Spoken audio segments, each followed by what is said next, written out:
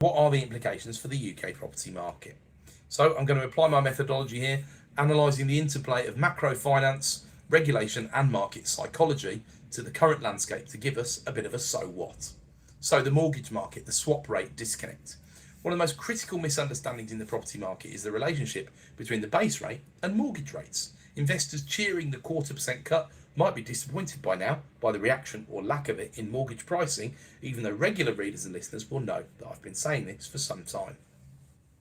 So what's the swap rate reality? Well, the base rate is 3.75, but the 2-year swap rate was trading at 3.471 on December the 19th, 2025. So usually in a cutting cycle, swaps do trade significantly below the base rate because the market is pricing in future cuts. That does make sense. As I say, the base rate is going to define the 1 to 3 month period, and then if the market is expecting, and we look at overnight index swap curves for that, the market is expecting further cuts down to, as I say, about 3.25 is the market's current best guess. So you would expect the 2-year rate to be below the 1 month or the 3 month rate, apart from anything else.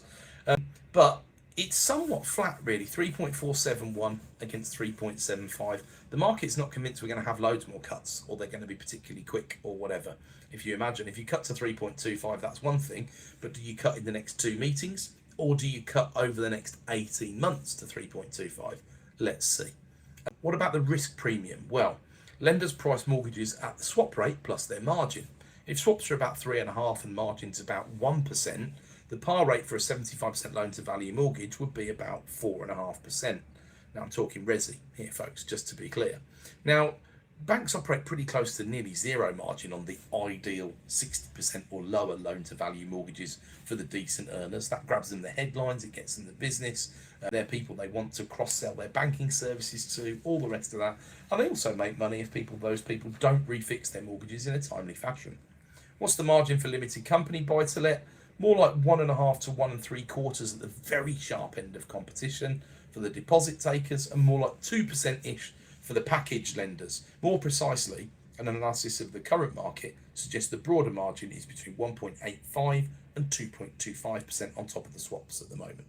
So that leaves the 2-year around 5.5% and the 5-year in a pretty similar place, really, based on the swap rates.